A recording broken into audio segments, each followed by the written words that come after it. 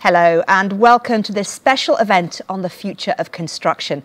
My name is Maryam Moshiri and this is my very special co-host Greg Craig, President and CEO of Skanska. Now, the impact of coronavirus has been unprecedented for everyone. Businesses have had to adapt and change rapidly, and that includes the construction industry. In the first in a series of special events, leading experts will discuss how we can take the best of what we've learned over recent months to improve the industry. And we also ask, what could it look like in 10 years' time? Coronavirus has made us focus very much on the present. This event is designed as an antidote to that short-term thinking, a digital forum to enable an open and progressive discussion about what lies ahead.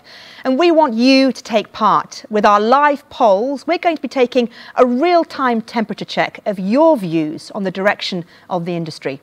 I'll also be talking to a panel of industry experts and figures, and I'll be speaking exclusively to the CEO of HS2, Mark Thurston, on the power of major projects to rebalance the economy and revitalise local communities. We'll look at whether productivity improvement and net zero carbon in construction are merely pipe dreams. And we'll be asking, what are we missing by not having a more diverse industry? First, though, let's get an overview of the economic impact of the coronavirus. James Sproul is a former special advisor to Number 10 and is now chief economist at the Swedish bank Handelsbanken UK. Let's hear his assessment. I'm very optimistic about where we are going as an economy, where we're going as a society. The number of things that are going on digitally, the flexibility and agility in the UK economy, it gives me absolute confidence that we're going to be okay in the medium term. It's just between here and that medium term, we've got a few challenges. One of the things about looking at what happens as a result of a recession, and when companies come out of a recession, they invariably do come out a bit leaner and stronger. And you often see, for instance, productivity leaps up as a result of a recession because companies have gone through and they've examined their books, they've examined themselves, all their spending in great detail, and they've said, here are the things we really need to concentrate on, and so they've boiled themselves down and they've gotten rid of some of that, whether you want to call it fat or whether you want to call it extraneous expenditure. They've really concentrated on how do we make money, what's the most efficient things that we're really good at doing, let's do that. And so you do see absolutely a boost to productivity, a boost to the company's profitability. It comes out they probably have a slightly smaller cost base as a result of that as well. So all those things are really quite good in terms of how the economy comes out. Will the UK economy look different in 10 years? I mean, economies change rapidly all the time. There's a wonderful thing that they do at Davos, and they said whenever you want to look forward 10 years, 20 years, whatever, look back a similar number of years and see the amount of change that's happened over that period of time and realize the same amount of change, if not more, is going to be happening in future. So have things changed in the last decade? Well, quite clearly they have. I would expect that pace of change to continue to go on. There's been a lot of concern about which countries are doing well, which societies are doing well. Much of that comes down to how agile your economy is. If you're agile, if you're willing to have people retraining and taking on new jobs and shifting careers halfway through their working life, that's the sort of thing that's going to be absolutely necessary. We're pretty good at that in the UK, and therefore I think that whilst the way in which the jobs in which people are involved in may well change, the prosperity of the UK is going to be one of those things that you'll look back and say, I'm still living in a pretty good place, I'm still able to enjoy a lot of pretty good things in my life. Well, some interesting analysis from James there. Greg, do you think, looking forward, that the industry can rise to the challenges that we've seen brought about by coronavirus? Well, it was nice to hear a positive outlook potentially for us. That was good. Yes, I think we definitely can rise to it. But in terms of agility, I think that's more, you would connect that more with start-up businesses that actually have that ability to be quite agile and fast. And I think large businesses, particularly like ours, have to be really careful. We've proven to ourselves just recently in C19 that we can do things really fast when we try. But I think going into the future, we've got to plan to be fast and make sure we don't have clunky old processes that sort of get things trapped. So you've got to plan for it and make sure it happens, and particularly at leadership level. OK, well, Greg, thank you very much. Stay with us. Plenty more from Greg coming up. But perhaps the biggest change brought about by COVID-19 has been the way many of us work and indeed where we work from. To hear more about the future of the office, we're joined by the President of the British Council for Offices, Paul Paytnell. And Paul, lovely to have you on the programme. Thank you so much for joining us. The commercial office sector, we have to be honest here, has taken a huge hit, hasn't it, from the coronavirus pandemic? Yes, Maryam, a huge hit. On New Year's Eve, the first case of COVID-19 was reported to the World Health Organization, and the speed with which the world has changed is staggering. The first 100 days brought the economy and the property industry as well to a hard stop, the likes of which have never been seen before. And every other day now, an office report crosses my desk, and most say, despite short-term concerns, there is still greater confidence longer term, and that's really encouraging. And some statistics are common throughout. Yes, more flexible working is expected, but we must remember flexible working might be in satellite locations as well as from home. The physical office will retain its importance for sure. In the surveys, 41% said that the importance of the physical office will decrease only slightly, and 38% said it will remain as important, if not more. And long-term strategies are under consideration. 70% are confident in setting long-term real estate strategies, even in the pandemic. Fewer than 1 in 10 companies are considering leaving high-density urban cores. 25% are exploring suburban satellite strategies, and a huge 73% of respondents expect flexible office space to play some role in future strategy. So yes, the office sector has been hit hard, but remember, many of those strategies were on the table pre-virus. We must learn from it and capitalise on the resilience of the office. Paul, what is the Office of the Future going to look like now? Because obviously, given the issues brought about by COVID-19, we can't all be sitting in this huge open plan office, hot desking, sitting close to each other, eating close to each other.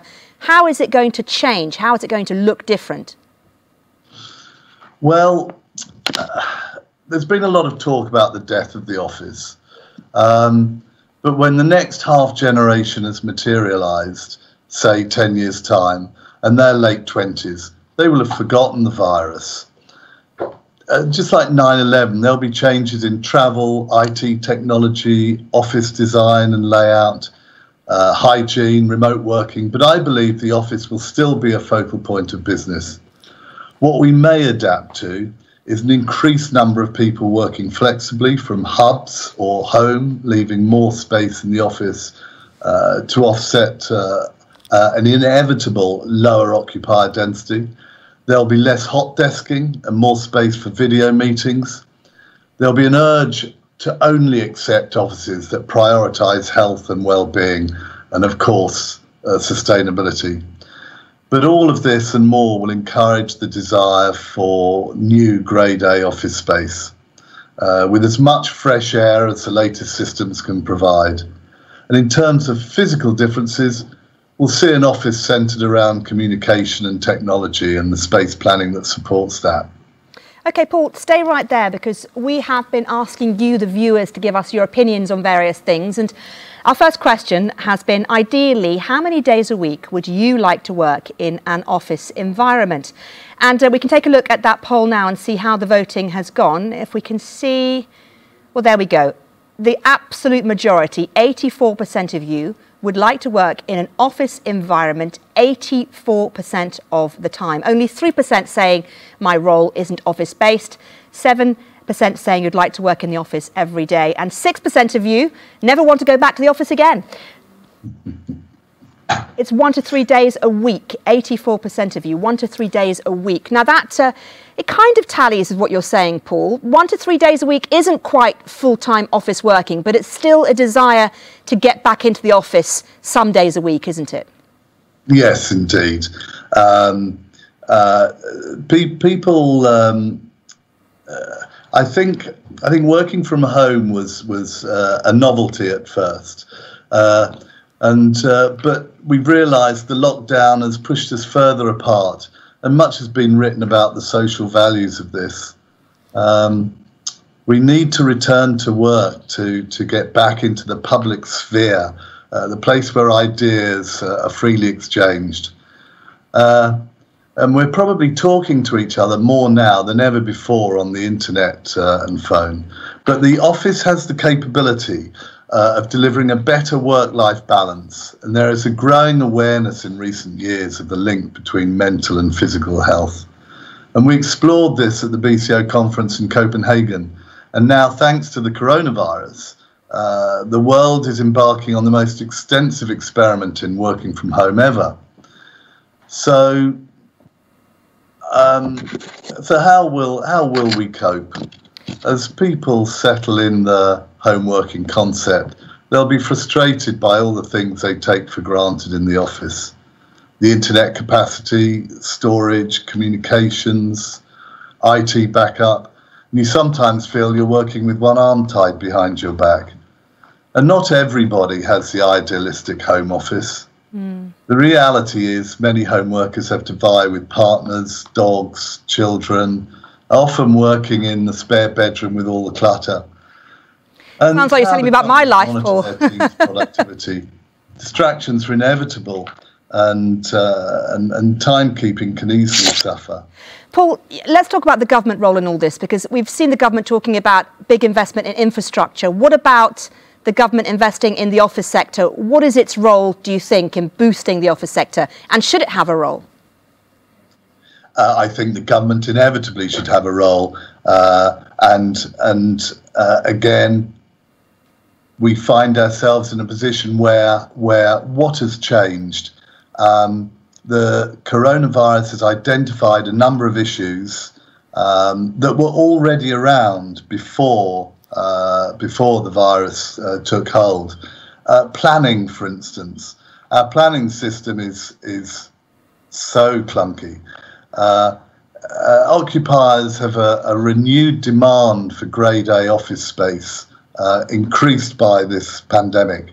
The planning system must be more flexible for the right product and more streamlined to promote the delivery of well-designed, sustainable office space that's attractive to the investor and the end user. And the other point is that offices are a key part of city centres, and city centres need to be active to support the economy, and the government must promote this. The government has promoted retailers to return to work, but the retailers need the office occupiers there to prop them up. And so the government have got to support engagement with office occupiers to promote the ability to return to work. OK, Paul Payton, it's been lovely to have you on. Thank you so much for giving us your insight. Well, coming up, our panel discusses the thorny topic of tight margins and industry resilience. But before that, I'm pleased to say we have a chance to talk to Fergus Harradence, who is head of the construction unit at the Department for Business, Energy and Industrial Strategy. Fergus, thanks so much for joining us. I'm sure you heard what Paul Payton had to say about what he believes the government's role is. What's your response to him? We've been working very hard in partnership with the industry to support it through the period of recovery after the coronavirus pandemic. So through the Construction Leadership Council, we've established a task force which has produced an industry recovery plan which sets out a number of actions that we are working jointly with the industry to implement. These include the publication of a national infrastructure and construction pipeline which sets out a pipeline of up to 340 contracts worth a total of 37 billion that we plan to bring to market in this financial year. We've also announced a £3 billion affordable home guarantee scheme, which will be invested through local authorities in order to assure that there is a supply of affordable housing available for people to move into. A Green Homes Grant, which is £2 billion worth of grants to support households to retrofit their homes for improved energy and heat efficiency, with another £1 billion that we're putting into improving the energy efficiency of public buildings like schools and hospitals. So we're trying to invest in order to stimulate the entire construction ecosystem. But to pick up on the point that was made about stimulating private sector investment, we've announced a number of changes to the planning rules, which will create a single simplified use class for commercial and other business uses, which will hopefully facilitate and encourage investment by enabling investors and owners of sites to redevelop these more quickly. And then finally, we've also tried to support the industry through introducing a presumption of flexibility around site working hours and an accelerated process for approving that, which we hope will enable firms to quickly get permission to enable them to work longer hours and more flexibly on site, to enable them to, for example, flex their site hours so that they're not putting pressure on public transport or increasing the risks of transmission of coronavirus. So it sounds in theory, Fergus, like the government is answering some of those criticisms and questions from the industry. What do you, the government, want to see from the industry as a result of this? I think that the priority is that the industry continues to work and continues to work safely. Construction accounts for around about 9% of all economic activity in the UK and about 9% of all employment. So it's absolutely critical to the economic recovery that the industry continues to work and to do so safely, which it can through use of some of the, for example, the Construction Leadership Council's site operating procedures and the government's safer working guidance. We want to ensure that we've equipped the industry to do that. Secondly, we need the industry to continue investing in some of the things that will improve its performance. So, for example, innovation, R&D and skills. We need the sector to continue to invest in the development and commercialisation of technologies that will make it more productive and profitable, and will also deliver better outcomes for its clients. And then in relation to skills, the industry needs to keep employing in and investing in apprentices, because they and other young people are the ones who are most at risk as a result of the coronavirus pandemic. And we want to ensure that they continue to have opportunities to work in what is ultimately a flourishing industry, and one which we expect to grow over the next few years. And then finally, my comment to the industry would be, please do as you would be done by in terms of things like payment and contractual terms. The industry needs to be less adversarial, more collaborative, and we do need to introduce better and fairer payment procedures, contracting rules, the management of risk, to make it a better and more attractive industry for people to work in. OK, some very interesting points there, Fergus. Thank you. Stay right there, Fergus, because we want you to take part in our panel discussion. It's time now to examine one of the biggest challenges the industry faces, and that is how to improve productivity. Well, to do that, I'm also joined by Emma Jane Houghton, who is an independent advisor to the Construction Innovation Hub and also involved in Crossrail too. Also with me in the studio, as always, is Greg Craig and Martin Perks, who is the Commercial Programme Director with Highways England. Welcome to you, Martin, and Emma Jane, welcome to you as well to the discussion. Let's start with you, Greg. During the coronavirus, we saw the Nightingale Hospital fitted out in, what, 9 to 10 days? How was that possible? Yeah, it's an incredible one, and congratulations to the team. There's a lot of talk about it in the industry, and I think we need to harness this sort of Nightingale approach. For me, I wasn't part of the team, but for me there are three things that they did really well. Firstly, they harnessed diversity in their team. And the key part of the team that I've seen is bringing in the army. And what the army did was change the philosophy of what they're trying to achieve from building a hospital, as we would normally do, to think about building a field hospital. And that focused people's minds. And then the second thing they did, a little bit similar, was they made absolutely certain they didn't build anything they didn't need to. So they just built what they needed and no more, like a field hospital. So they got the specification absolutely right. And then the third thing they did, they harnessed what our industry can do when it really works at it in terms of collaboration, and they got massive collaboration across the entire supply chain, and wow, look what happens. Martin, the Nightingale approach, as we can put it, how do you think that approach could transform productivity within the construction industry? Thank you. Yes, I absolutely agree with Greg. One of the things that bringing the army in highlights is passing the decision down to the person who's making the decision on the ground and following the intention of the overall project. And I think there are quite a lot of layers within normal construction that filters out the ability to just do what you know is the right thing to do. If you follow the rules, you follow the processes, you know what the intention of the project is, having the ability to drop that decision making down and work as an whole integrated team with all the supply chain is something that we can really take from this experience and translate into all kinds of construction projects. You're nodding at that, Greg. You agree? Yeah, I agree, absolutely.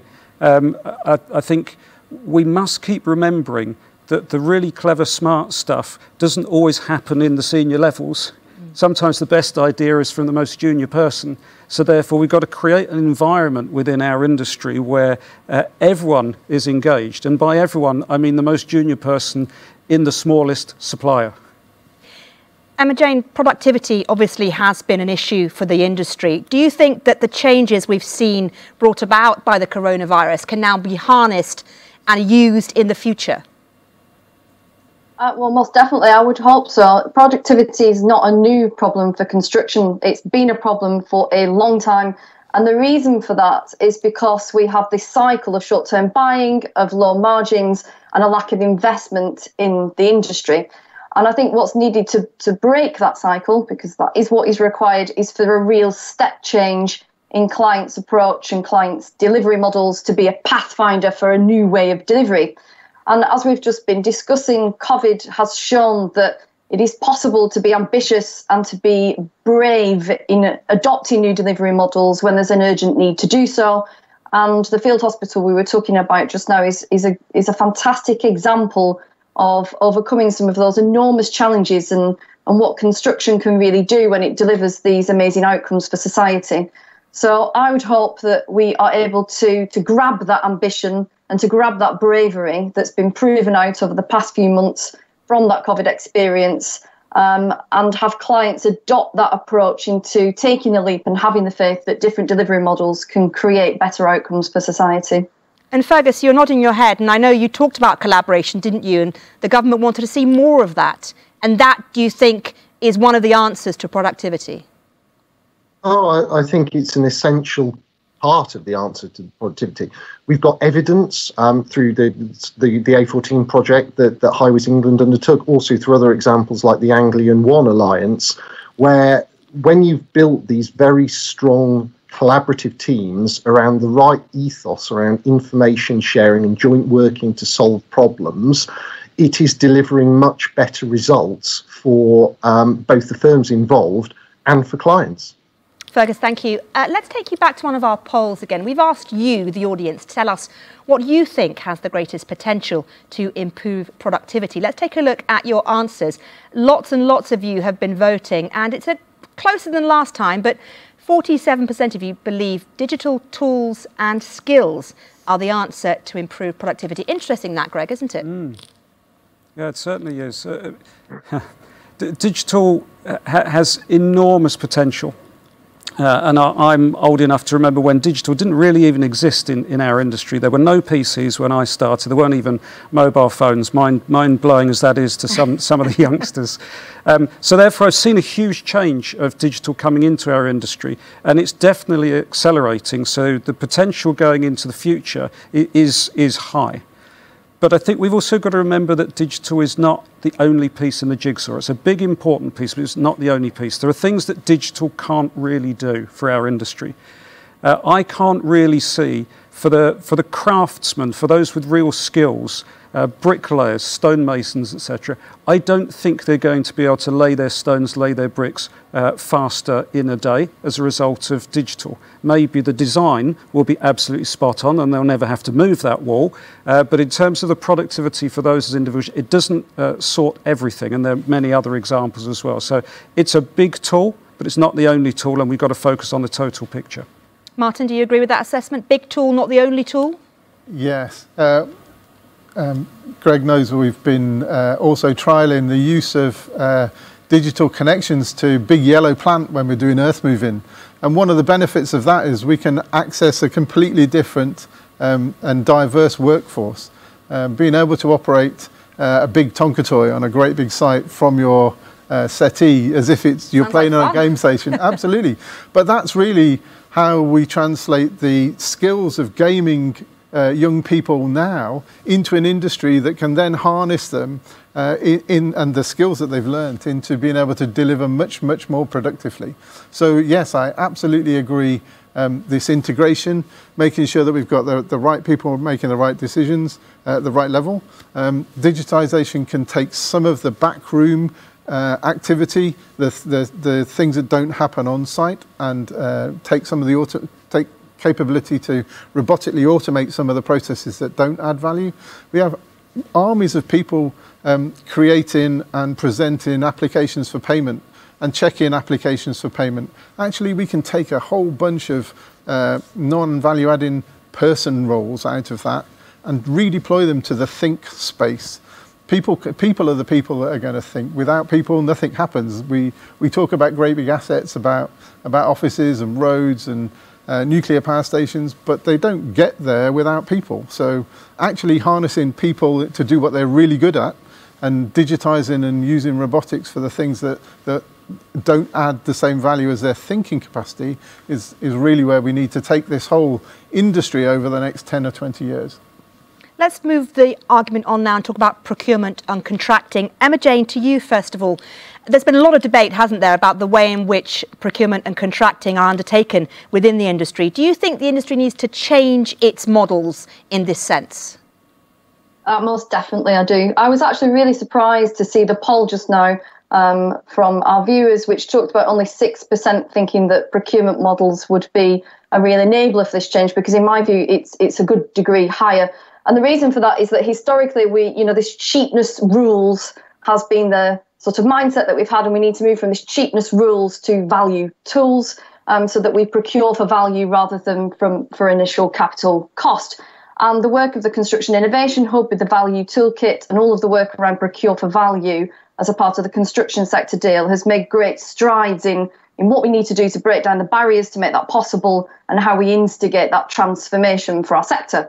So I think definitely we need to change them. The conversation needs to move on from one of risk transfer, from one of just transacting a procurement in the market, and from one of initial capital cost to how we more roundly can invest to get better outcomes, whether that's environmental, economic or societal for the infrastructure and the building investments that we make. Greg, value versus saving money? I think Emma Jane's absolutely right. The focus does need to be on value. There are some challenges with that, though, that we need to recognise.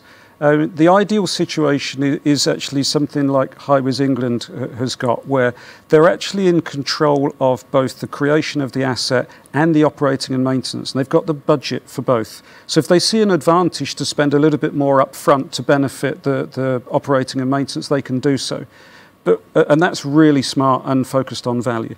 But I think we need to recognise that a lot of our industry doesn't have that benefit, and it's divided up into areas where you'll build a commercial office, you'll pass it on to a tenant who then operates and maintains it, and you can't swap the money between the two. So you can't easily make those smart decisions because money always gets in the way. So the future has got to be about solving some of those nutty problems as well. It's not quite a problem that Highways England has, right? No, we don't. We don't. Being an asset owner, given the licence from the government, we're able to plan for the long term of the asset.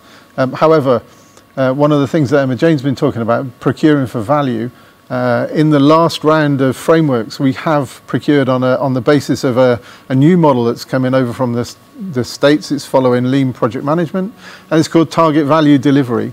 And in that, you target not only a stretched budget for completion, but also targeting the value that the supplier is creating in delivering the asset. And so as a client working with a supply team, what we're really focusing on is the customer.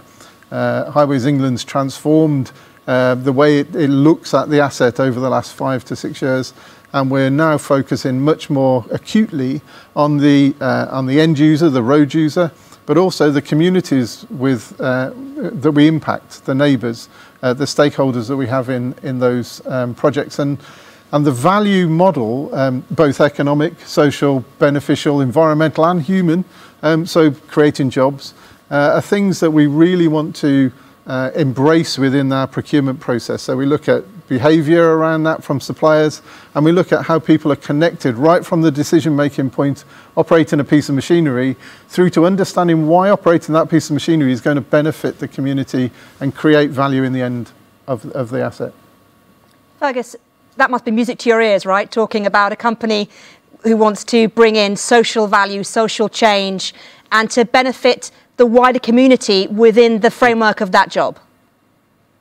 Yeah, very, very much so. And we think that the future of the government's procurement of construction infrastructure projects is going to be to try and embed those themes even more strongly in the procurement exercises that we undertake, because we do want to ensure that when we're investing very large amounts of taxpayers' money, we are getting the best value and the best return on that in terms of improved industry efficiency and productivity, in terms of the built asset that's being produced being fit for purpose and maximising its economic or social contribution in the case of a hospital or a school, but is also contributing to the delivery of some of our wider and longer term strategic policy objectives, whether that's achieving net zero carbon by 2050, levelling up across the UK, or whether it's delivering a better, safer, cleaner environment and promoting biodiversity. That's important, isn't it, Greg? All of those points are key, aren't they, when looking to these types of big projects? Yeah, absolutely. We've got to take a rounded approach. My challenge would be, though, I see so much of this occurring in public sector. Yeah, that social value and all of those things, the important things that surround projects, is for sure in the procurement processes of public sector. It's not so in the procurement processes of private sector. So the industry needs to find a way of crossing that new ideas, as Martin was talking about, from public sector, but also recognising, from public sector to private sector. Why is that, Greg? Why is that? So target value delivery in the States has been designed around private sector delivery of hospitals. That environment, the hospital sector in the States, driven by insurance, very commercial, the value is really easy to determine. And so you can connect the cost of a project, the budget for a project, with the value that that project generates, and make sure that you maintain the ratio between the two things, so that the release and the incentivization of the suppliers involved in delivering that asset are related to the value that asset is going to generate commercially. So it's there, it's accessible. It really just needs the impetus to translate it from its incubation stage in the States into a full-blown industry model over here. Really interesting. Stay with us, all of our panellists. We want to talk about something else now, because of course it's important to remember what makes the construction industry tick, and everybody knows the industry is totally dependent on the supply chain. Well, Managing Director of Contracting at Aggregate Industries, Paddy Murphy, says to get better productivity, you need better collaboration. Hi guys, I'm Paddy Murphy, Managing Director of Contracting at Aggregate Industries, and I'm here today at Bardon Hill Quarry. I think that the supply chain's major contribution to the construction industry really is our innovation and our knowledge of actually doing the work. We know what the pain points are on our sites, we know what the outputs that we can achieve are, and it's really just a matter of allowing us to get close enough to be heard. Procurement processes need to engage with the supply chain much earlier as well. Make that commitment early. If you're truly going to be collaborative and deliver the values and the outcomes that we all need, you've got to make an early commitment. I've got two questions for you today. First question is around productivity and innovation. We know that UK construction lags some 20 points or so behind the UK average, and that's got to change. But how do we do that? How do we get supply chain involved so that these improvements can be achieved? My second question is procurement. So sadly, for many in the supply chain, procurement is purely a transactional exercise. Very little value placed on things like quality, safety, innovation, CO2 reduction. And I'd like to ask the question of how can these be incorporated into the procurement process? Good questions from Paddy there. How can these be incorporated into the procurement process, do you think, Greg? Or are they being already? I think they are, where we've got really good procurement processes, but I think Paddy's got a point as well, in that we've got far too much procurement going on where actually they're not being included, and not being included, I'll say, fully and genuinely. Let's bring the conversation round to collaboration, because to you, Martin, the biggest highways project in a generation was the A14 improvement between Cambridge and Huntington, wasn't it? I think that was opened 8 months early. I mean, that's pretty incredible, given, you know, the normal opening times. How did you manage that? The team managed that. It was an integrated project team. They worked off single sources of information. They procured the supply chain using behaviours as well as cost and all of the things that Paddy talked about. So they looked at the way that, and Skanska and Ben Cross in particular, call him out, he's contributed to the process immensely. So looking at the way that people behave with each other, making sure that we are able to construct teams that riff off each other and actually create a beneficial environment. The conversation about offices and being able to talk to each other and work together in an office environment. Actually, the same thing happens on a site. If you break down all the barriers, you have a massively capable integrated project team. So doing those things, creating a different value focus for the procurement as a whole, and focusing everybody on one outcome. That was a really strong emphasis within the A14 team, driven by the leadership, but passed right the way down to the smallest subcontractor that existed on the site. Greg? Actually, I was just going to say, Maryam, I think you'd be really surprised how teams are procured these days in the industry, in some of the industry. And I'm sure there are many, if not most people outside of the industry have no idea that customers like Highways England and others actually employ psychologists. No, do you? Yeah. So we have the teams. Sometimes it's your actual team, sometimes it's your team and a competitor team that are put together, and they're given tasks to collaborate, and the psychologists are all watching from the outside. So it's scientific now, because these behaviours are so important, and we'll get more and more of that spreading across the industry. I think it's excellent.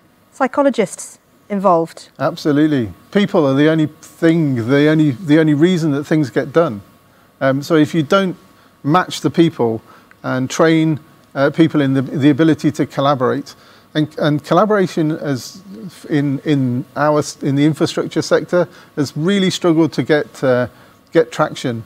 It started with a lot of people thinking that was about putting your arm around people and saying, I'm your friend. And actually, proper collaboration is about active, trusted challenge and creating a psychologically secure space in which you do that. And to create high-performing teams with psychologically secure spaces, yes, you need psychologists, because we're going through a transition and people don't know how their language and their behaviour and their unspoken language, their body language, can deconstruct that safe environment in an instant. You can spend a lot of time building it up and it gets deconstructed in an instant. So yes, training, relating people to why they're doing things. This value thing comes through time and time again. Emma Jane, I wanted to ask you, do you think the new enterprise-based collaborative working model, Project 13, is one of the answers for the industry or not? I think these are very complex questions that require multiple answers to come together. So I think Project 13 isn't the answer, but I think it's definitely part of the answer. And I think the work that's been undertaken to design the enterprise delivery model that has the role of an integrator, that has the role of the right governance that sits around any delivery model for investment is most definitely a step in the right direction.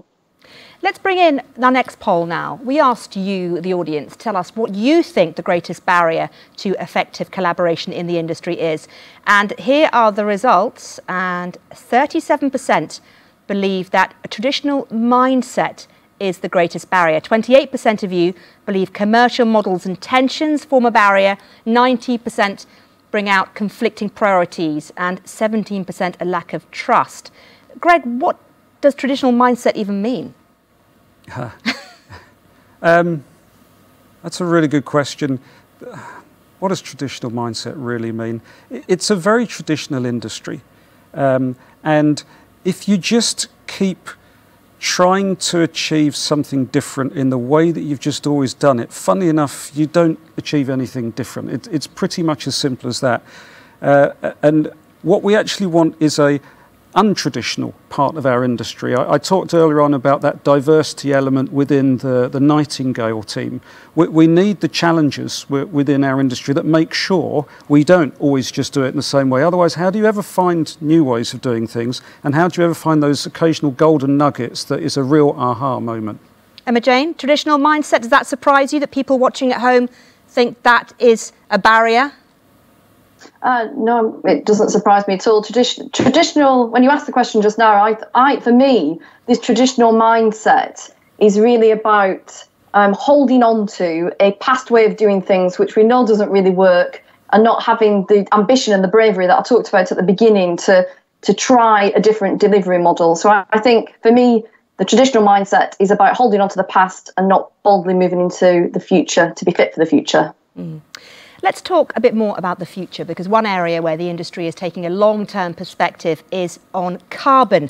We asked you how confident you are the construction industry will achieve that net zero carbon by 2050.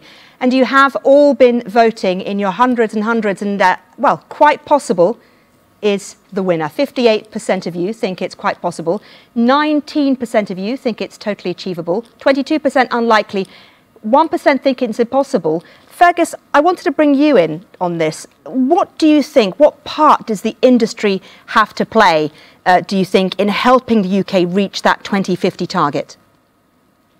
A pivotal role. The built environment accounts for about 40% of emissions, and 40% of those emissions are linked to energy consumption. So the construction industry has to help us to design and construct much better, more efficient buildings, which minimise the amount of materials that they use, minimise the wastage of those materials. They need to adopt more efficient processes on site. And we also need to make sure that we are using things like digital tools to enable us to design for two things. Firstly, design for improvability, and rather than seeing a building or another form of built asset as something that we construct in a point in time and then it doesn't change for time immemorial, it's something that we can develop, improve, embed new technologies and new energy saving or other devices into going forward. And then secondly, thinking this through from the whole life perspective and asking the question, well, what do we do when this asset needs to be renewed or replaced?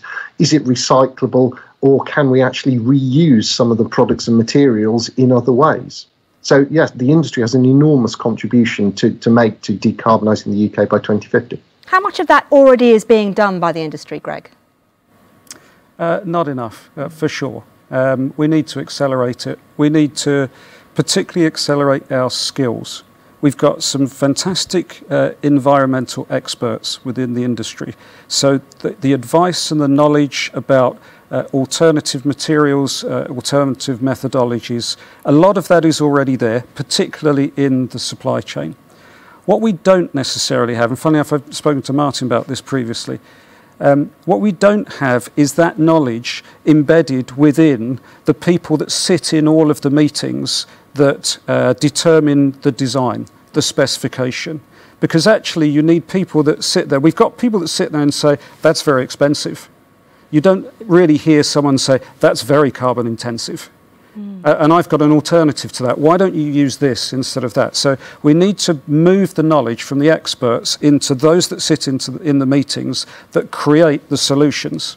And the other thing I would say just is it can't be a one contractor solution. Yeah, that's a pinprick in that 40% that Fergus was talking about. It's got to be an industry solution. So we've also got to be prepared to collaborate on this as well. I think there's some interesting things come out of the water industry. So Anglian Water were very brave as a client in AMP6, setting some really challenging targets. So they established that if you were going to work in the @ONE Alliance, you had to be focused on reducing carbon by 50%. And everybody at the time that they said it, and fair play to Dale and his team that's set it and stuck by it, 50% is way too great a challenge. And their argument was, and it was proven, if you only give a marginal challenge, people would tinker around the edges. And it's not until you set a real challenge to really change the dynamic of the way things are done that you'll see a shift in carbon. Now, the really interesting thing is they thought that, and everybody thought at that time, to achieve 50% less carbon was going to be horrendously expensive.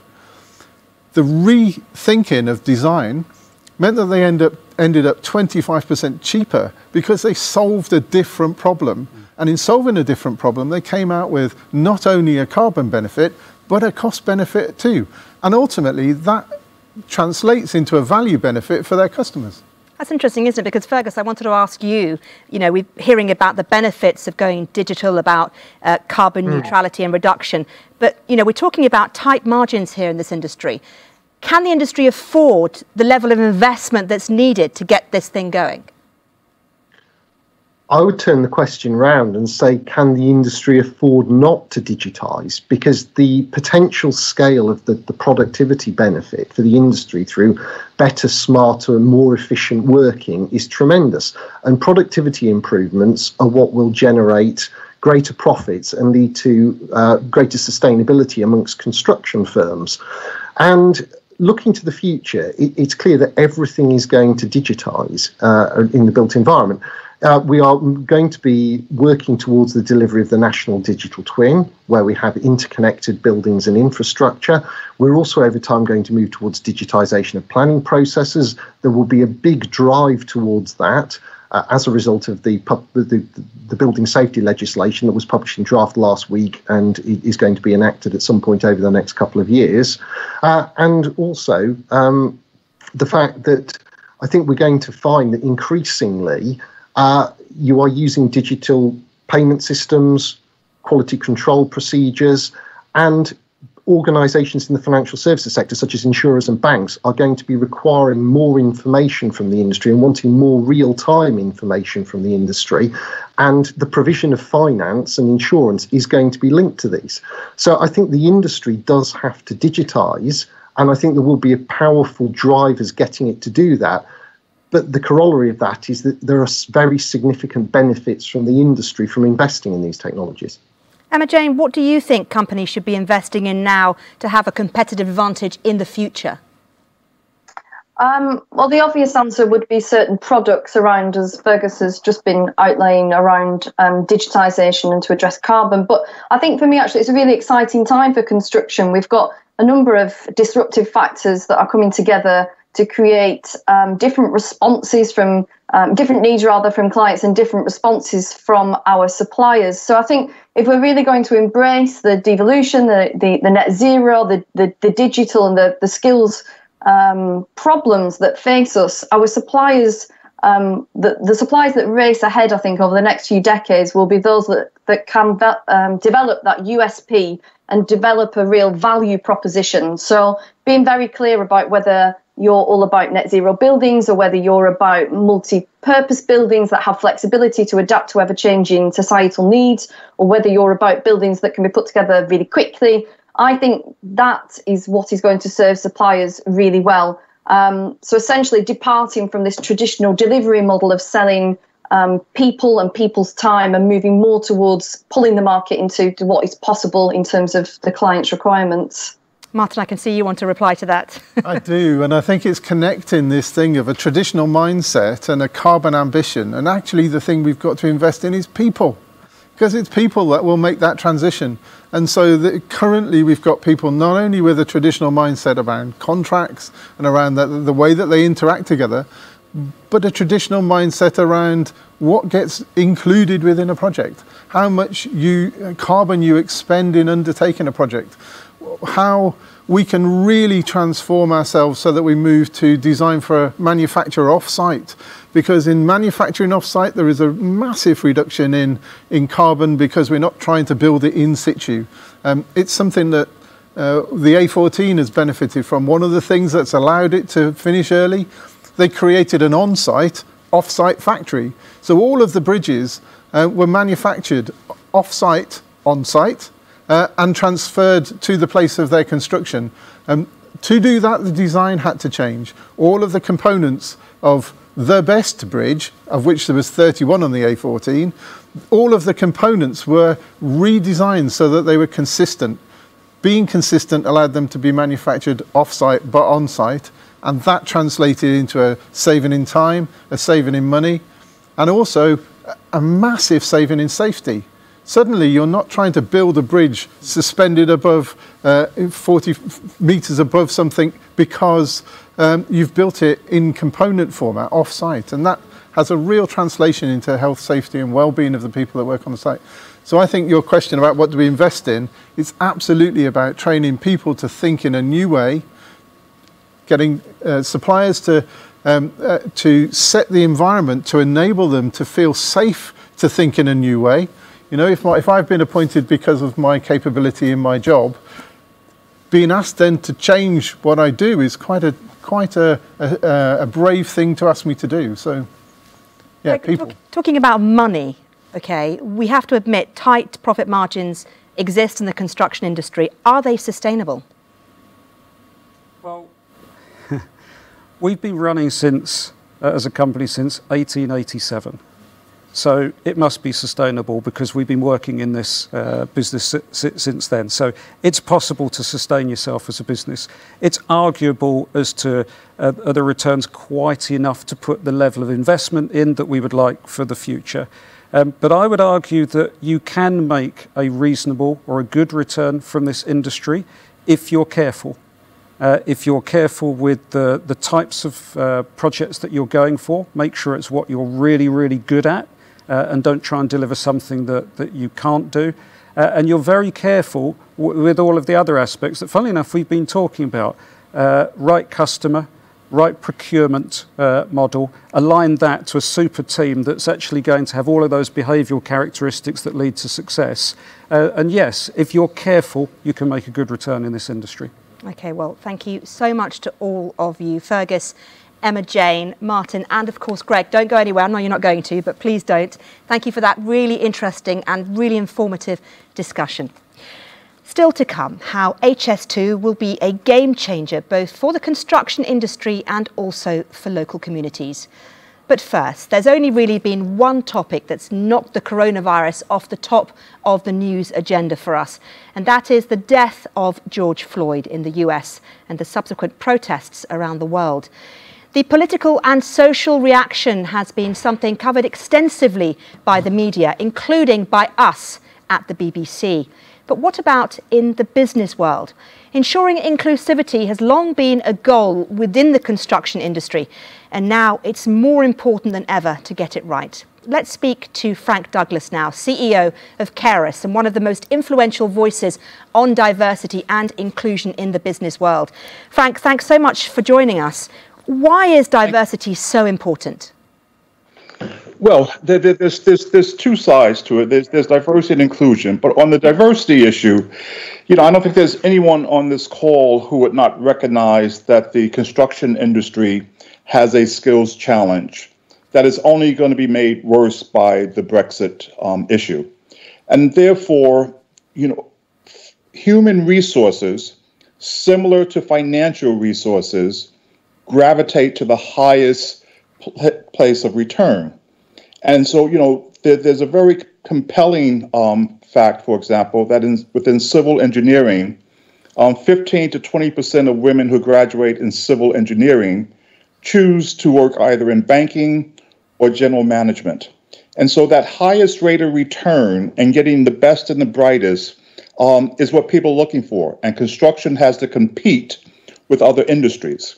The other issue is that the industry needs to reflect its customer base, its supply chain needs to reflect it, and its workforce needs to reflect it. And then the final thing is, there's a host of studies from McKinsey to Boston Consulting Group and others that say those companies that excel in gender and ethnic diversity are 35% more likely to outperform their competitors. 35% more likely to outperform their competitors. What CEO would not want to take advantage of an initiative, a focus, a strategic imperative that doesn't allow them to outperform their competitor base? Now that's called the diversity dividend, isn't it, Frank? So why is it that many CEOs, it's been proven, haven't looked into that properly? I mean, diversity is still a big issue within all industries. Well, it falls, quite honestly, at the foot of the CEOs. If I go back to the 35% likelihood to outperform, CEOs don't delegate away their growth and competitor advantage. And therefore, it is negligent on the CEOs that they have not embraced this agenda. And the reasons are probably twofold. One, the gender agenda is a much more comfortable agenda. As I tell people, and I know it sounds kind of blunt, but every white man knows a white woman. Mother, sister, daughter, aunt, whatever the case may be. And so there's a comfort there. And to be quite honest, most CEOs and C-suite executives don't have Black and Asian people among their professional orbit, and they're less likely to have Black and Asian people as part of their personal orbit. So there's a distance, a discomfort around it. And then the last thing I would say is that, in all honesty, again, the ownership of this in many times is in human resources. Human resources is overwhelmingly 90% white. The C-suite is overwhelmingly 90% white.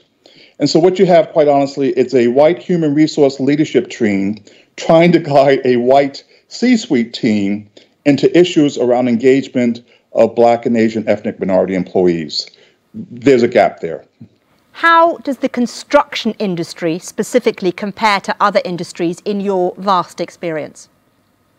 Well, the construction industry has a branding issue, and it has an issue that people don't really understand the wealth of roles. I mean, I think most people think of construction as bricklaying and, if you wish, pouring cement.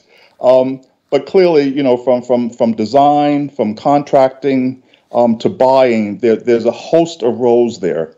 I don't think the construction industry has done enough to make itself attractive to Black and Asian people, and even in terms of women. It has not really focused enough in understanding their needs, their wants. And so the industry is still being guided, I think, by a white male perspective of it, which is, everyone knows what a torque wrench is, and everyone knows what a camshaft is, and so everyone starts on an equal footing. But indeed, most communities just see the manual labor side, quite honestly, of construction, and the industry needs to do more to help people recognize that the opportunities are bigger than the obvious optical parts that people see.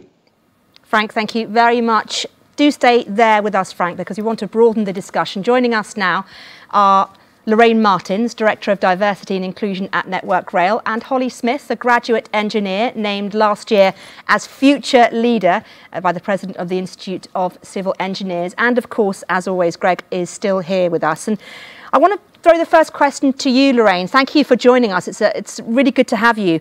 Network Rail has done, it has to be said, a huge amount in this area. Clearly, it's the top of Network Rail's agenda. How have you got it so right? Thank you for the warm welcome. I'm not sure that we have got it so right, but I think we're definitely pointing in the right direction. We've taken a strategic approach to diversity and inclusion. We've aligned it to our business plan so that there's a direct line of sight of how delivering on diversity and inclusion will deliver the vision that we have for our business in terms of putting passengers first, being easy to work with, easy to engage with. And we've also made sure that it's aligned to our HR strategy. So it's a seamless thread in what we do and say. And I think we have some challenges about making sure that we're as consistent as our aspirations would have us be. Holly, how can diversity and inclusion, do you think, help overcome the skill shortage that we're seeing within the construction sector, especially amongst younger people? So I genuinely believe that we can only achieve the best engineering and construction solutions for society through creative thinking and encompassing a wide range of perspectives from a diverse range of people. And at present, I believe the construction industry isn't casting the net wide enough in the potential pool of talent. And that makes it even more difficult for us to tackle some of the preconceptions held about our industry. I think for younger generations, they're just not aware of the vaster range of careers that are available within construction. And ultimately, Gen Z will make up a third of the workforce by 2025. And they have so much to offer in terms of being technologically engaged. And they're the generation of Greta Thunberg. They're so environmentally switched on. And we'll reap the benefits of this as an industry. But we need to make it attractive and appealing to them. And how do you do that, Lorraine? How do you make it more accessible for people of all these different backgrounds? I think part of it, Frank touched on, it's how do we make sure that our narrative in construction is one that appeals to a broader set of audiences. Traditionally, we talk about edifices and buildings and kit and work, and that tends to put off about 50% of our audience. Where we start to talk about the social impact of what we do, the jobs that we offer, the range of jobs that are available in construction, that then begins to attract another 50%. So we have to develop our narrative about how fantastic our industry is. We have to have more role models that show others that it's possible to work in our sector. And we need to be very intentional in those activities. Greg, let's bring you in now, because you are, of course, the CEO today. And, you know, Frank has really thrown a challenge, hasn't he, to CEOs within the construction industry. It's down to you guys to bring about this change, bring about more diversity. Where do the challenges lie for you, do you think? Well, first off, thanks, Frank. I'm feeling the pressure, and you should keep doing that. I am feeling the pressure. I think Frank's right. It does have to start at the top, but it has to spread out very quickly. Inclusion actually has got to be across the entire company. So it's creating the environment that allows that to occur. But Frank said it starts with the CEO, it starts with me. I do have the fortunate position, I have a team of 6 at exec level. 2 of my team are ladies, and 1 of my team is Asian. So I do have that benefit, but that's not over 50%. I can hear what you're about to say, Frank. So I recognise that. I think the other thing that we've got to do all the time is to create an environment where people are prepared to challenge, where Holly could send me an email, or someone from our LGBT plus or BAME group could send me an email and say, I heard what you said, Greg, and that's just not good enough. And if you've got an environment where people feel comfortable to do that, 1, you're going to get the message, and 2, hopefully you'll do something about it. OK, so it's open season. Anyone who wants to send an email to Greg, please do go ahead. Frank, what's your response to what Greg has said to you? No, I think Greg is right. I would only add that companies need to distinguish between, is their focus on assimilation or is their focus on inclusion? Assimilation basically says that here's our infrastructure, here's our policies, here's our leadership behaviors, and we're going to keep those fixed. And we're going to help that diverse feeder pool coming into our organization to adjust to us. If you look at most onboarding processes, it's about getting that new hire to adjust to you. Assimilation says we're going to challenge our processes, our behaviors, our infrastructure, and flex it towards this new generation of workers, multicultural, multi-generational, multi-ethnic, different sexual identities. We're going to change our infrastructure to address them. That is the challenge for every company, and they need to be honest and look at their policies and not just check their own homework and say, are we really focused on assimilation, on inclusion, which is us changing, or are we focused on assimilation, which is they adapting to us? Holly, what do you want to see from leaders in this area? So I think that the Black Lives Matter movement has really brought the conversation about racial diversity to the forefront for our industry and in general in society. But I'd like to see business leaders also being proactive in encouraging this level of understanding for all types of diversity. For example, I think it's vital that we also address the potential hidden diversities, such as certain disabilities or sexual orientation beliefs, for example, and they're not forgotten alongside the more obvious to see physical diversity, such as age and gender and race. Ultimately, as individuals, we all have something we can bring to the table, and we all bring a mix of different characteristics which make us unique, and we need to create an environment where we can all flourish and be valued for what experiences and insights we bring to a team. Lorraine, what do you think, impact-wise, we saw from movements like Black Lives Matter on the construction industry and on industry as a whole, on the way that diversity is viewed? Has it made a change, do you think? I'm not sure about the construction industry. I can talk about what's been happening in Network Rail, and it has made a significant change insofar as it has focused our attention on some of the disparities which have been historically existing for Black, Asian and minority ethnic colleagues. And I think that that can only be a really good thing. So we've been able to step into the breach because we already had plans to address race in our organisation. And I really think that for the construction industry, and as Holly said, and Frank have said, it is about being much more deliberate and amplifying the activities that you're taking and following through on those activities and having a much more strategic approach to diversity and inclusion. So, Greg, a strategic approach, amplifying activities, are those things that you can, look to the future and think that that's the direction we're going to move towards? Yes, but I actually think you've got to look inside yourself and say, where are you as an individual? And then it's a collection of individuals. So I'll be quite honest, I sit in fairly ignorant space. I've had we talked about traditional industry, I've had a traditional sort of growth in my career in the industry.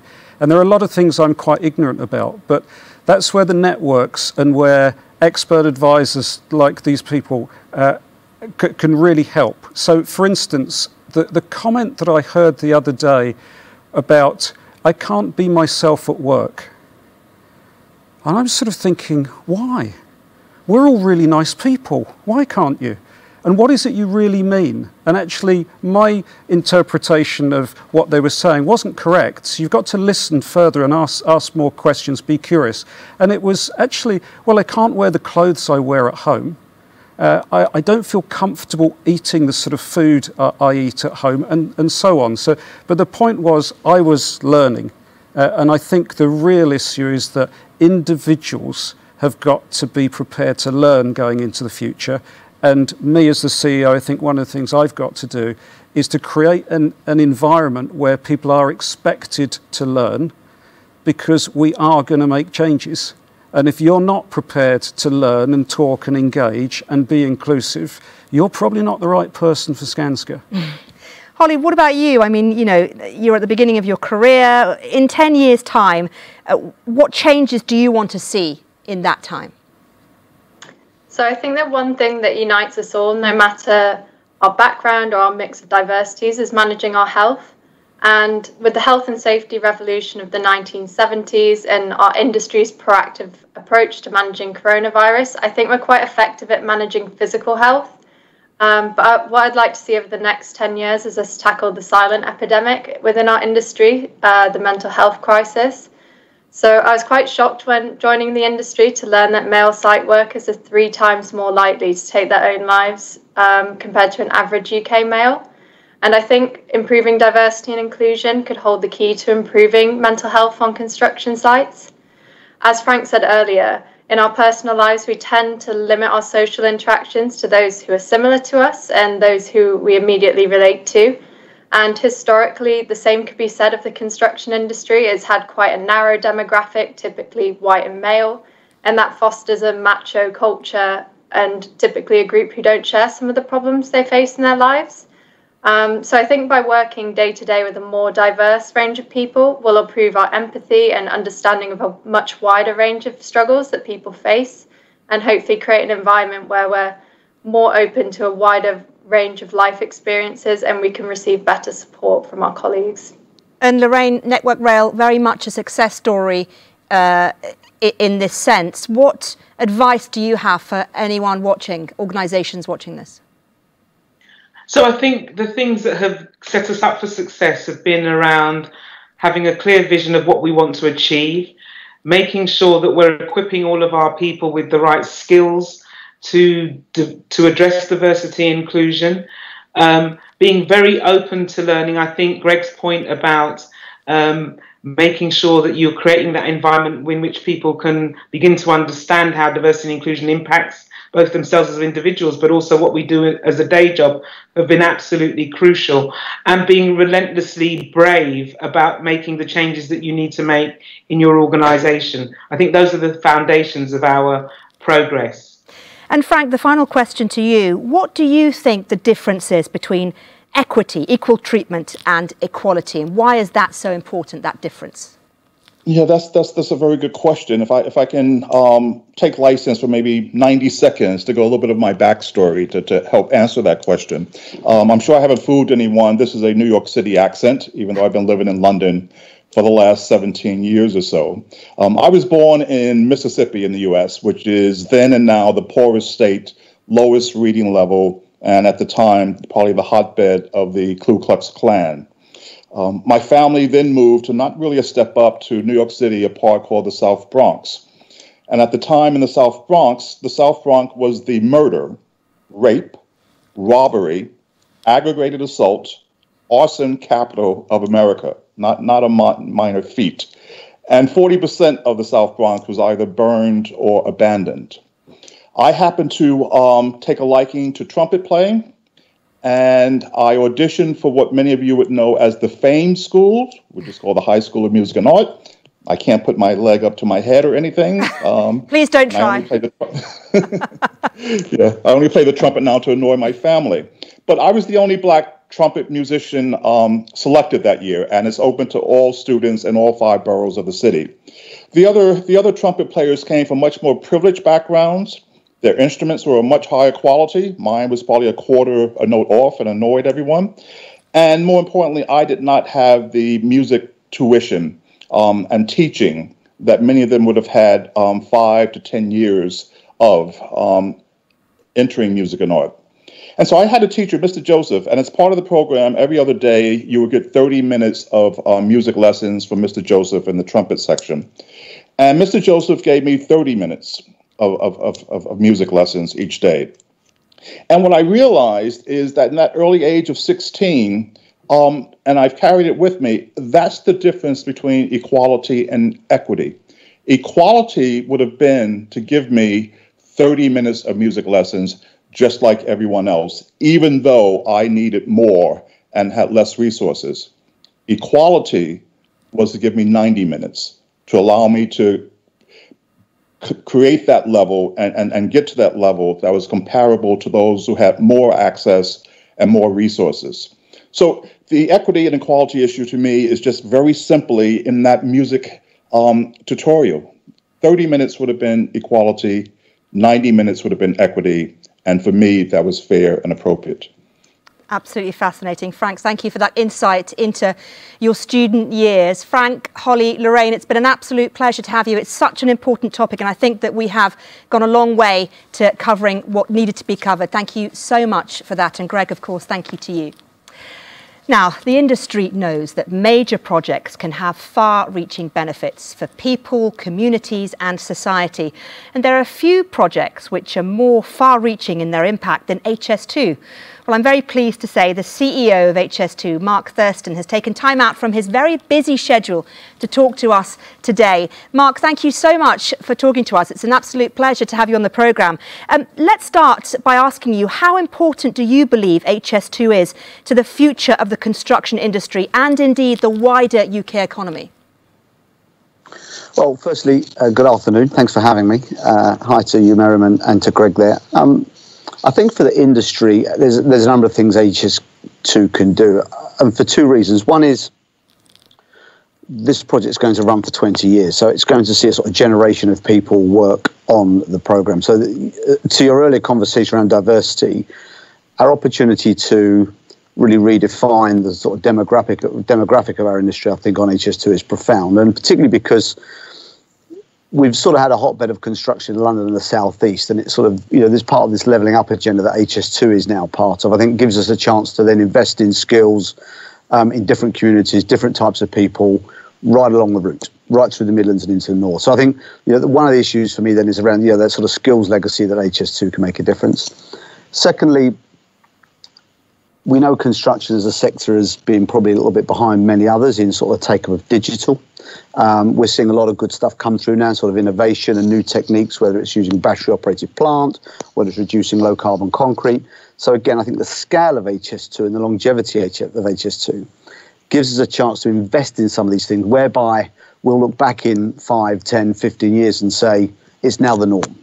And HS2 became a proving ground. We don't want to become an R&D project, a research and development project at HS2. I think we can afford that risk. But I think the scale of the investment gives us a prize to really sort of make a difference in that sort of digital and innovation agenda.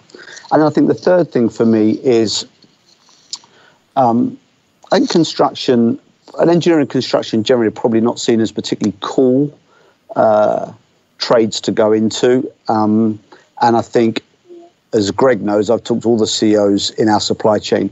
Our work is going to be very impactful to communities. There are thousands of people who did not choose to live on or adjacent to the route of HS2. And I think we have an obligation to find a way of the sector becoming much more sensitive to the environment, much more sensitive to local communities, much more sensitive to our impact on those areas where our work plays out. So for me, again, I think we're going to do something on a scale here that requires us to reinvent the way we do construction.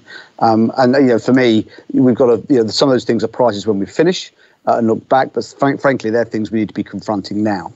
And Mark, rebalancing the UK economy is one of the current government's priorities. How do you think large construction projects enable that rebalancing to happen more easily?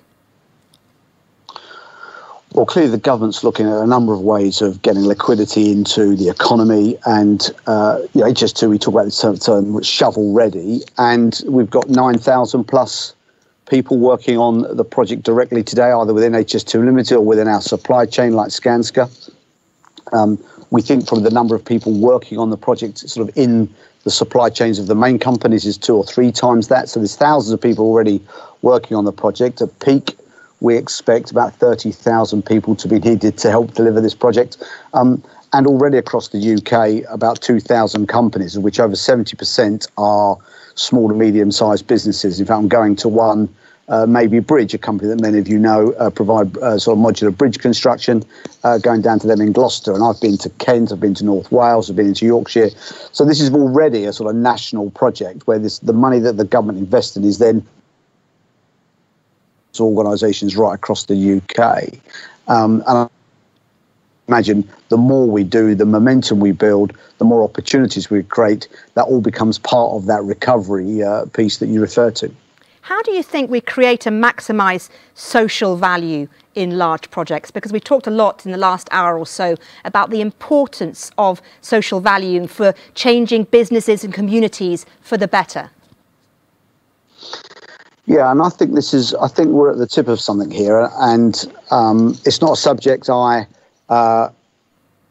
have spent as much time as probably I should have done. I think I was at a really good event that Skanska Strabag ran with our colleagues in Camden only a couple of weeks back, where you can see that the investment led by the supply chain in the local community is creating real social value. And it's sort of educating me actually about how we've got this much broader responsibility beyond your earlier question around economic recovery, but actually sort of just embedded into the DNA of HS2 and all its supply chain is this sort of both, I think, tangible and maybe less tangible social value of what we're going to do. And of course, we're going to work both in urban and rural environments, in some pretty deprived areas.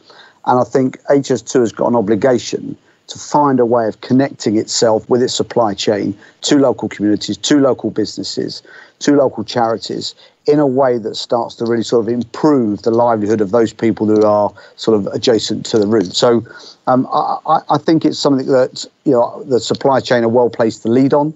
Clearly, HS2 Limited needs to be part of that conversation. But I think we're on the tip of something. And I think when we sort of look back in 5 or 10 years, particularly I think on the civils programme, where we're going to be quite disruptive, quite sort of physical, be quite visible, frankly. And the local community, we're very aware of our presence. I think we need to look back and the community for actually HS2 was a project that was done with them rather than done to them. And that, you know, and I think if we can start to find ways, and we've already invested over £7 million of community and environment funds in HS2 in local projects right along the route. And I think, you know, these are a number of things we're starting to see that are really starting to, you know, to place your question of changing or improving or creating social value through the investment in infrastructure. Do you think that message has got through to people, the fact that you do want to work with people on this socially around the areas where HS2 is? Has that message got through, do you think? I think it's a mixed picture, and and I think there's some excellent pockets where people see that, even particularly I think where it's most acute is where local communities would say they don't get the sort of final railway benefits of HS2, so it will pass through their area.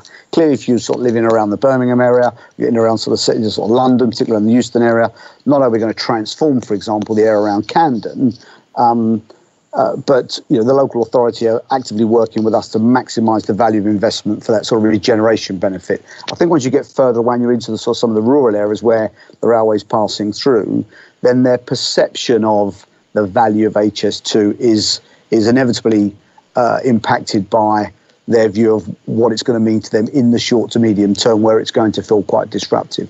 So I think we've got more work to do. I mean, this is going to be a constant conversation. When I finish this event today, I've got to go on a call with Camden, actually, about, you know, the impact of some drilling rigs right next to some residential housing, which we've got to have to find a way of sort of making it bearable for the local residents while we do our work. And that's a, you know, really sort of tension there, and how we fix this is a wicked problem. There are no simple solutions to some of this stuff. So, you know, I think this will continue to be an education for us as we engage with people on the route. But I'm heartened by the fact that, you know, I can point to a whole series of areas where the presence of HS2 in its supply chain has had real benefit for local people, you know, long before the railway's operating.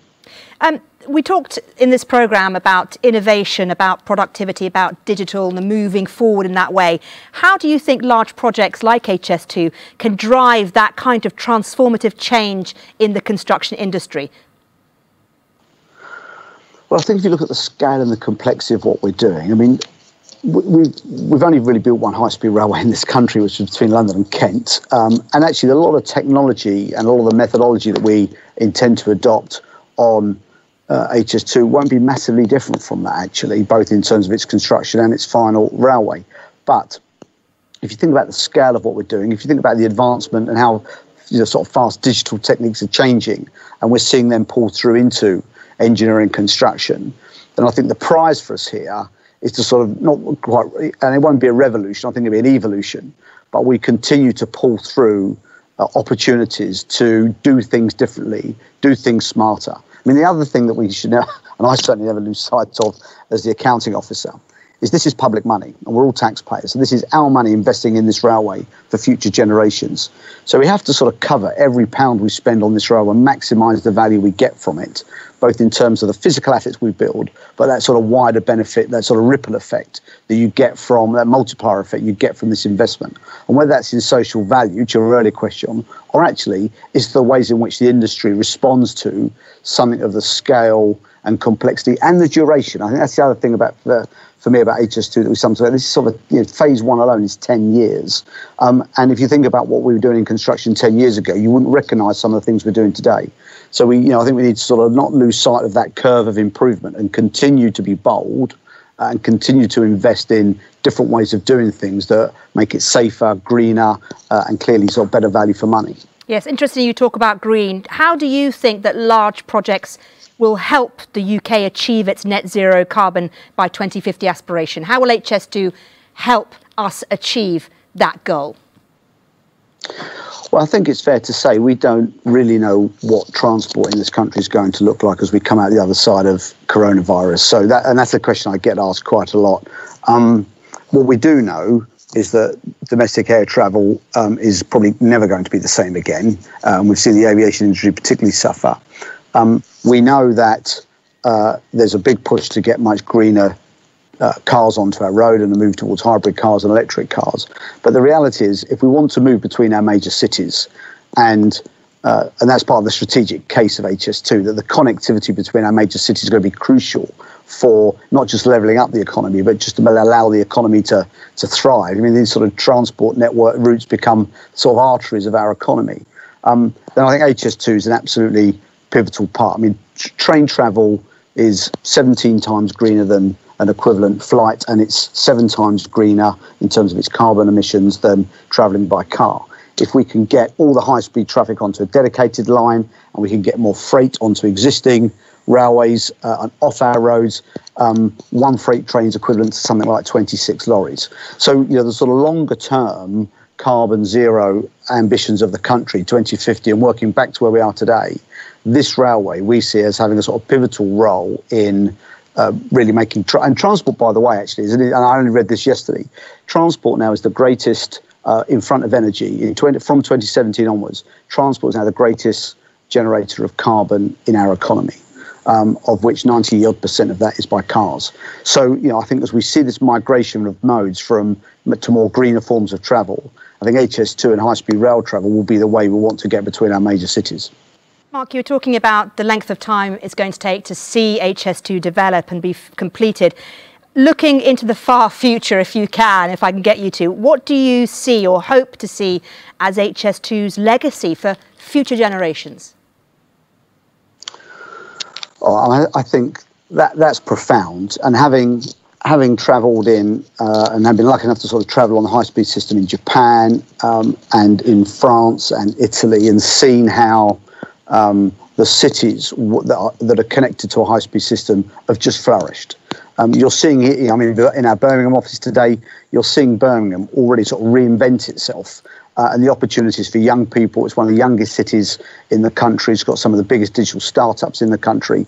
And the advent of HS2 is all part of that sort of regeneration and sort of reinvention of Birmingham. We'll see it in Leeds, we're seeing it in some of the development opportunities around the south side of Leeds. Manchester will be the same, plus some of the towns in between. So I think the wider prosperity that HS2 will create through the connectivity between our major cities will be crucial. And to think that you can go from the centre of the country and south to London or north to Manchester or north to Leeds in sort of somewhere between sort of 45 and 60 minutes. The choices you can make about where you live, where you want to be educated, where you want to work, are profoundly changed once you can move around your country quickly. And we know that cities like Leeds and Manchester and Birmingham sort of lag their peers in Europe in terms of their economic prosperity because of their poor connectivity. And HS2, I think, is crucial for that for the future. And you'll see the long-term economic benefits also after the completion of HS2, not only during as well. Exactly. OK, well, Mark Thurston, thank you very much indeed. It's been a pleasure to talk to you. Thank you also for being so candid with us and giving us all the insight that you have given us. Thank you. And you can get back to your busy day talking to Camden Council. Thank you so much. You're welcome. Have a good event. Thank you. Well, I've got to say thanks to all of our guests. It really has given us a lot to think about. I'll have to bring you back in here, Greg. There's so much to talk about, isn't there? Diversity, innovation, digital. The important thing we want to get out of today really is, where does the future take us right now? What are your take-home points from today? Well, first, thanks to you as well for helping us with this. The whole point was to, maybe as a little bit break from C19, as you said at the start, let's start thinking a little bit further into the future. And so whilst taking part, I'm also listening very, very carefully as well. So I see big issues in terms of diversity. I see big issues, digital productivity. I see big issues in terms of collaboration, anything associated with people, carbon reduction. And actually, I think that what I'm looking for is the signals for the things that are going to make the big impact in the future. And I have some ideas. Not ideas you're going to share with us, I suppose. I mean, it's difficult, isn't it? Because ultimately, right now, COVID is making everything so complicated, so confused. Yeah, it is. But it depends whether you're a glass half full, glass half empty person. Yes, it's very boring sitting in my study at home, with some interesting stuff, but it's boring. I get a feeling you're a glass half full kind of person. I might be, yeah. I think you have to be at the moment. But the C19 has also been very positive for things. I can get hold of customers much faster than I did before, and that's fantastic. OK, well, Greg, thank you very much indeed. You know what? You can come to the BBC and be my co-host anytime. You're a true professional. Well, today's event is not the end of the discussion. Over the coming months, Skanska will host further events under the Future of Construction banner, where we'll hope to have your company. Thank you so much for watching. Bye-bye.